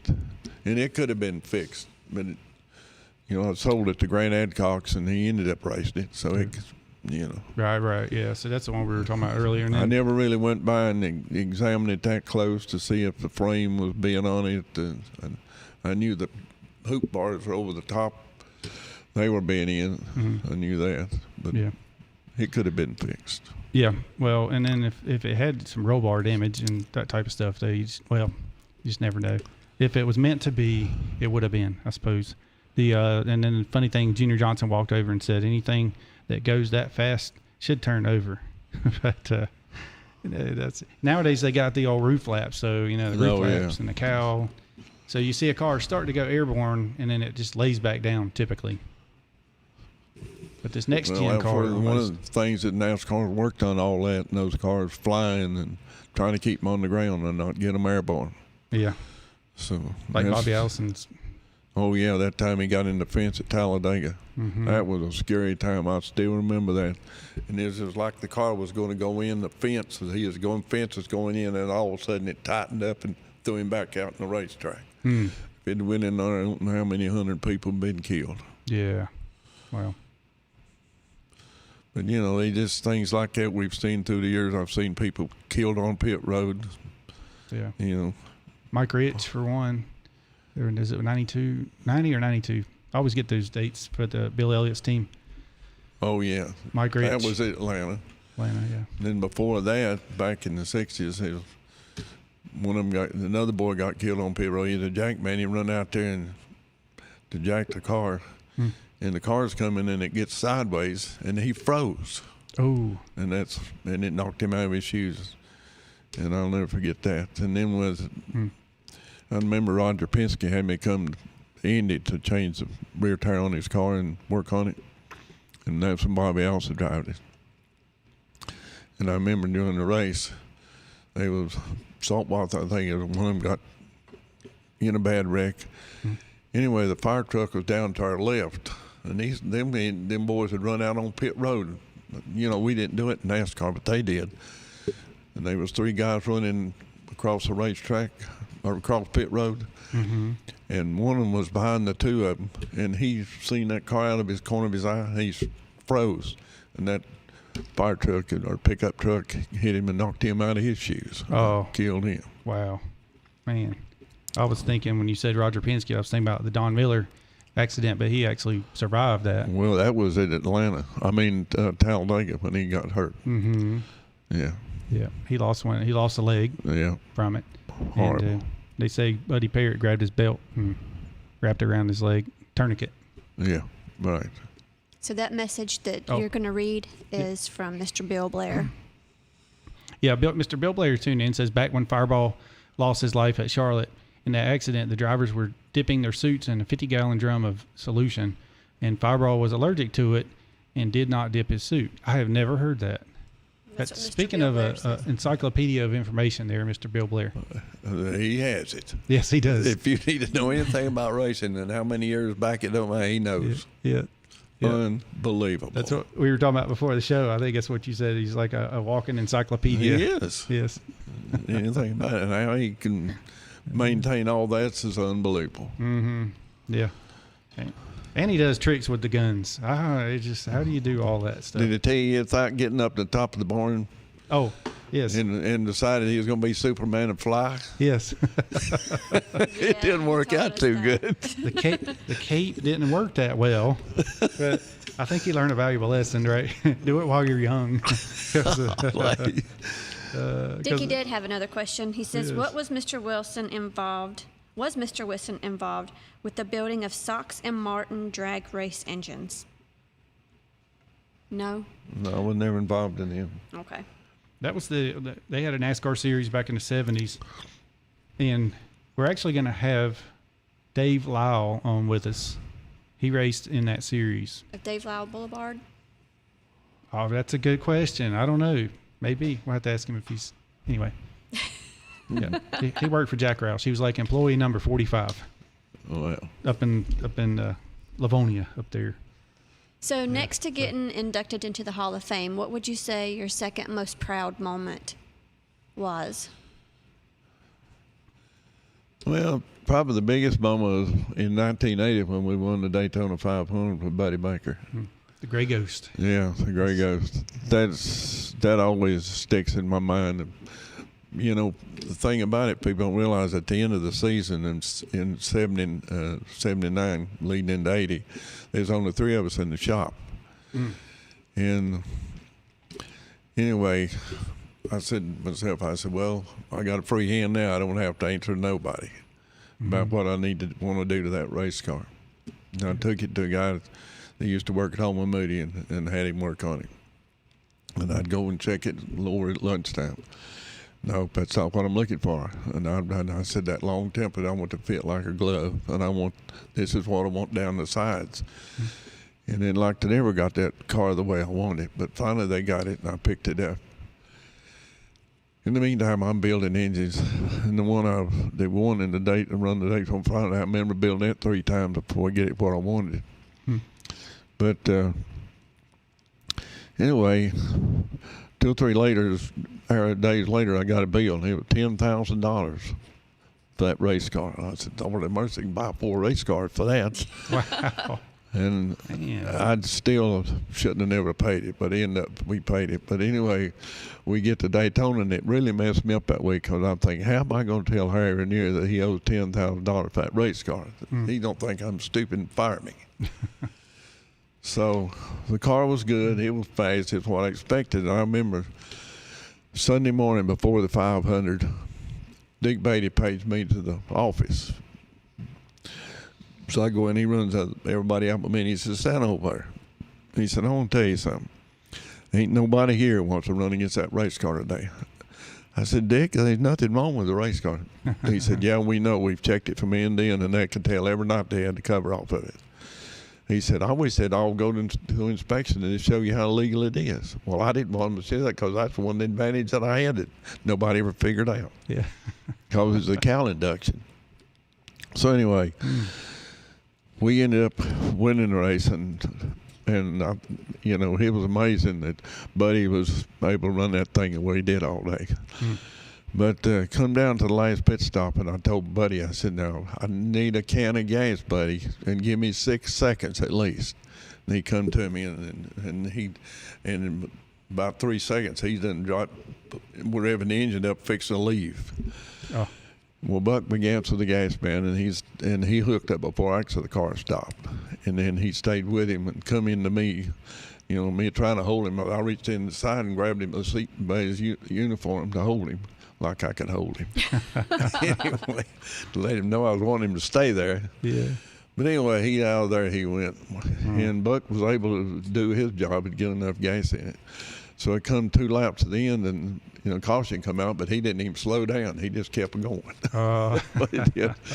But they finally got him there at the end. But anyway, we go in Victory Lane,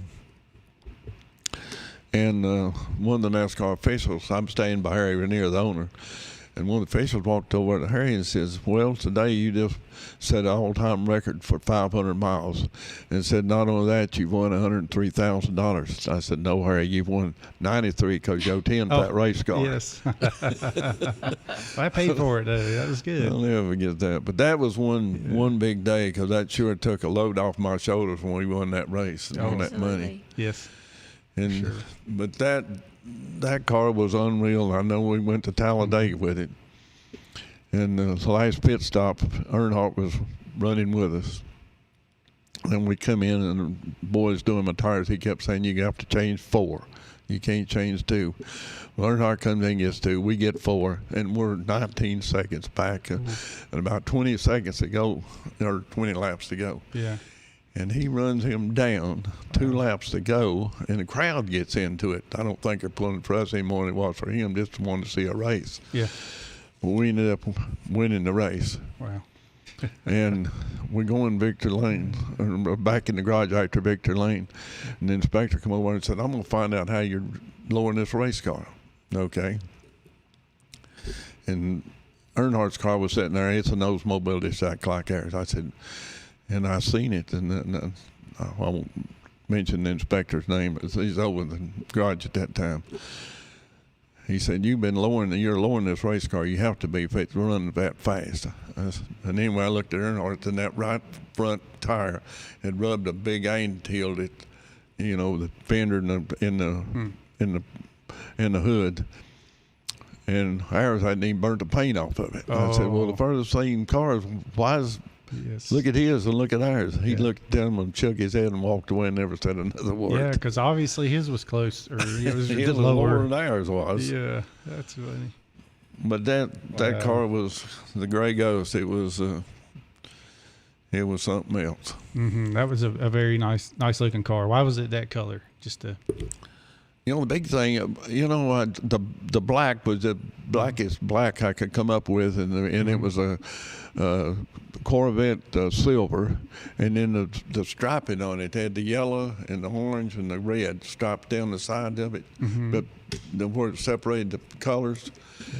Now that was a trick to get that worked out. But I remember those mobile companies, and they'd look at that and say, who on earth come up with this? This is the most beautiful thing that we've ever seen. Yeah, that is. It's awesome. Very good. Hey, some great questions on here. Tracy or Bryson, you see those questions? On YouTube? Yeah, on YouTube, yeah. Talking about Bill Lowe, must be. Yes, that's it. Bill Lowe. So he's asking if you have any recollection of the 1991 race at Sonoma where Ricky Rudd was black flagged and the race was given to Davey Allison. That was one of the horrible days of my life. Oh. Well, and he also said he didn't want to upset you, so.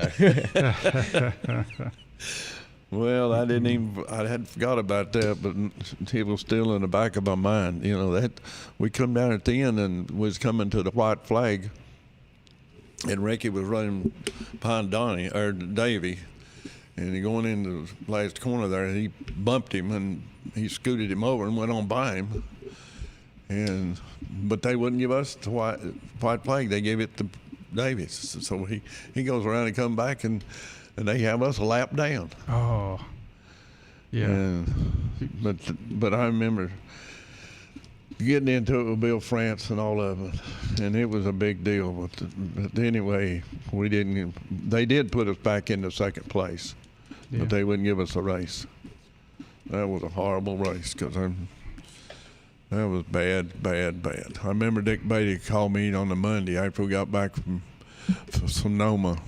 He said, if I'd have been there, I'd never took that race away from you. That wasn't the way it was supposed to be. Yeah. He said, that's when Earnhardt and some of them was getting into it and wrecking each other. And he said, just keep it safe and keep it clean till the last couple laps, and you guys can have at it. Oh. So anyway, that was one bad call. That's the. So do you remember where Dick Beatty? Remember where he lived?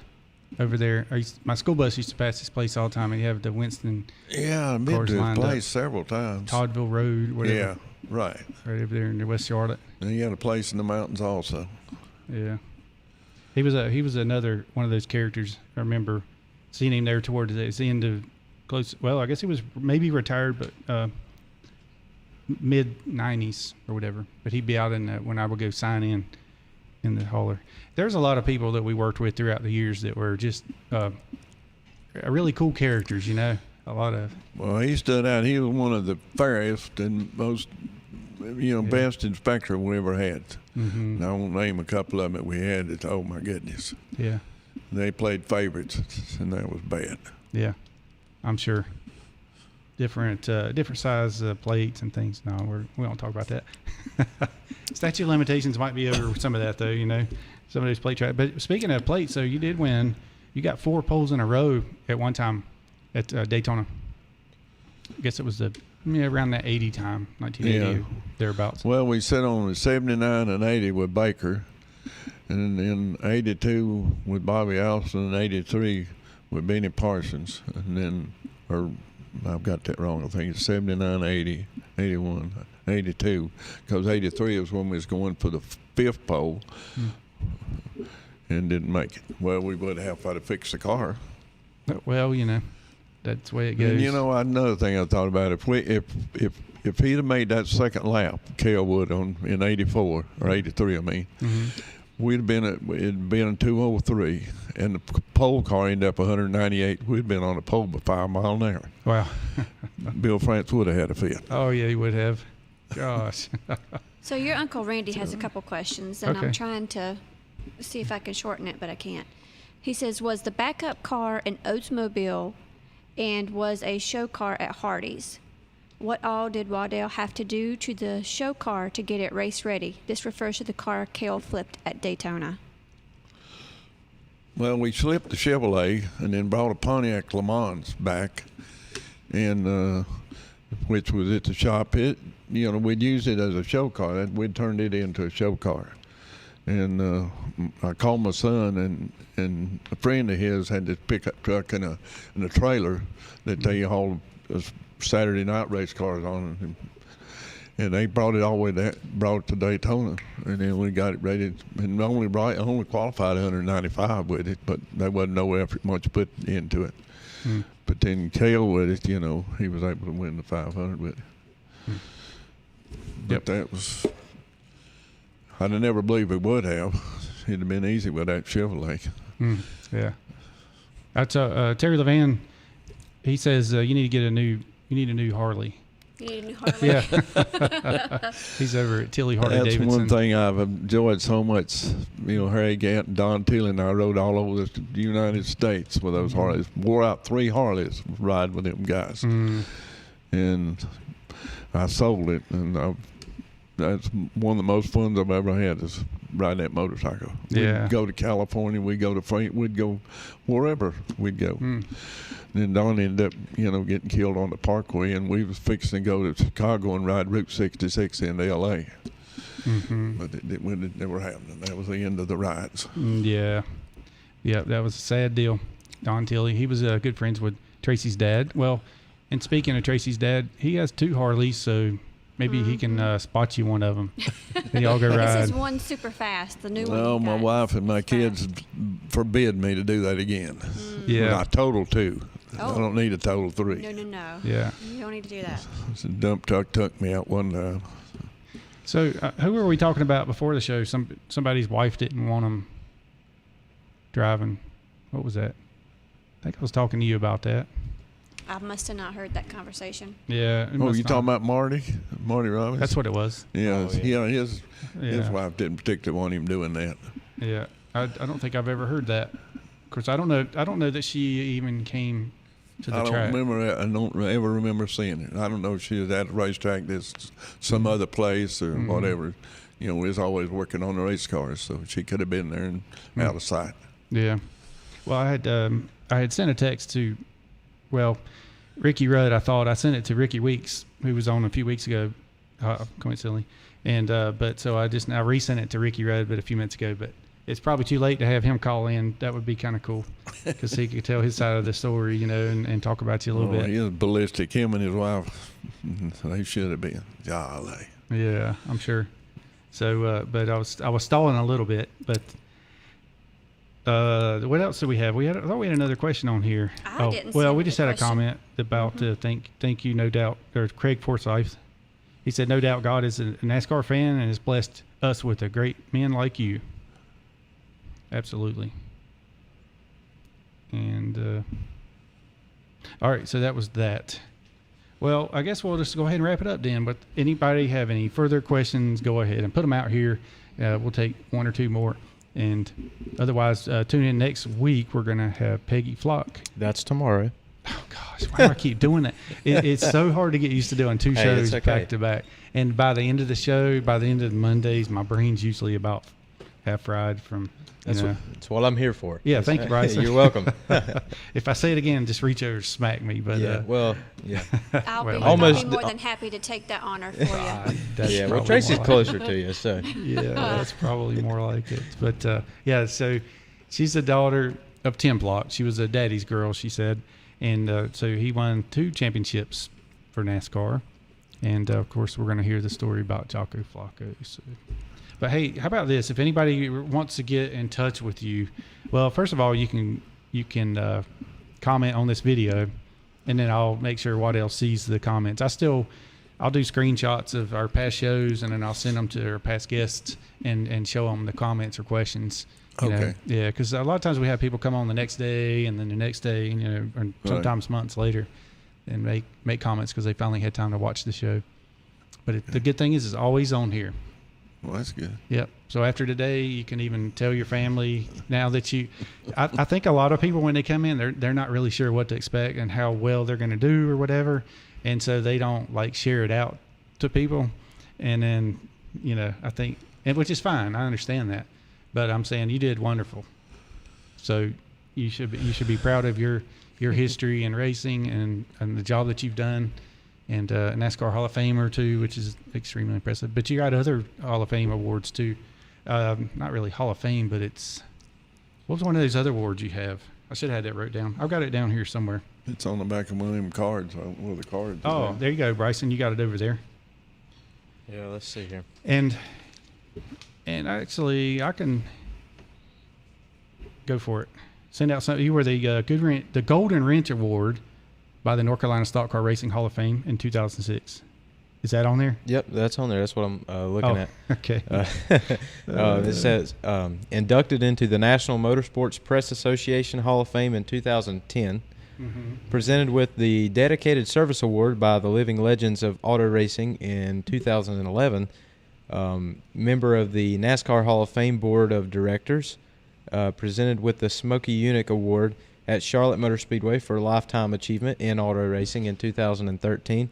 And then presented with a Red Vote Mechanics and Engineering Award for outstanding achievements in auto racing in 2014. And then, of course, in 2020, you were inducted into the NASCAR Hall of Fame, which is truly remarkable. Did you know all that? Well, I guess you've probably seen that card a few times. But yeah, how about that? That's super impressive. That's something that I'm sure your family and all your family's proud of that. It's been quite a career. Yes. Quite an impressive career. And in my side of this, I was an engine builder, so, thank you for paving the way for me to get in there and enjoy doing my job for 25 years, what I really loved doing. It just, The thing that surprises me is through all those years, how did I make those cars go fast as I did? Yeah. I looked at other people as being smarter than me. And how it ever happened, the only thing I can say is God was with me. Mm-hmm. Yeah. He made it happen. Mm-hmm. There you go. That's very nice. You and God gave you the brains to figure it out too. So it's okay to say that. Yeah. Yeah. And we were talking about the templates and stuff too, right? Did the templates have to back then? I'm sure they went across the top of the car, right? But what about they went side from to side? end to end. They went to the tip of the hood to the back of the deck lid. I remember seeing those templates at Dad's shop. And the thing about it, people would would push the front end of it down, and what that was doing is that was killing the cowl pressure. And that's why I wanted to fit like a glove and give me all the cowl pressure it could. But I was always, it took more than the engine. It took rolling resistance and aerodynamics as well as a good engine. And we worked on all of them: rolling resistance, aerodynamics. Done a lot of that work. So it wasn't no part of the race car I've been made familiar with. Was that kind of like it would push more air into the engine? Oh yeah, with the cowl pressure. Yeah, just like a mini blower. Yeah. Because the windshield on them old cars stood up so tall, and then you had the hood, and then if you draped it like that, it'd shoot right up over the top. But if create you a vacuum. It'd kind of dam it up there, and then it had one or two places to go. Mm-hmm. Yeah, that makes sense. And that's whenever I didn't want Dick Bay to bring everybody in and chill at that temperature. Right. That's it. Yes. It's one of my secrets. Dakota says, the whole family is so proud of you, Granddad. We love you. Your granddaughter. I can't believe that girl jumped into this. She could have went in a lot of different directions. Yeah. Hey, but she can always say, my granddaddy. That's right. Waddell Wilson. I'm very proud of her. Yeah. She's an amazing kid. Yeah. That's great. Amazing. Yeah.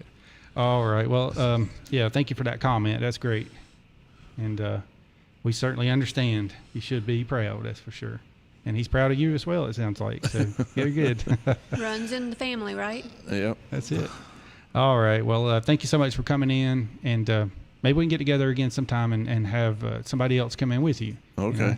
And work it out. Maybe maybe we can get Terry Levan to bring you in a free Harley Davidson or something. He'll be the winner, and we can just promote it on the radio, to pay for it. Let's say. He could get Harry to present it to him. Yeah. There you go. There you go. That's right. Yeah. Yes. Yeah, that was one great guy. All the times we spent on them motorcycles, going across country. Sure. I saw pictures of the last one they just did on Facebook. Oh, yeah. Harry's out there in his leathers. Yeah, I texted him. I said, you dirty, rotten dogs, get to do this. I can't. Yeah. Yeah. You get one of those little sidecars if you don't want to drive. I mean. Yeah. Yeah, we certainly covered a lot of miles on those motorcycles and seen the country that we never would have seen otherwise. Yeah. Yeah, that seems like a nice time. I remember back years ago, we'd fly into Riverside, and I'd be looking out the plane window.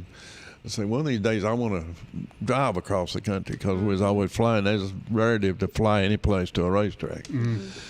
So I never dreamed in my lifetime the first time I'd do it would be on a motorcycle. Right. We was out there at Phoenix, and there was 3 bikes sitting in the parking lot, and they had North Carolina tags on them. So I finally found out who it was, and one of them was Don Tilley, and I asked him, I said, did you guys ride them things out here? And he said, yeah.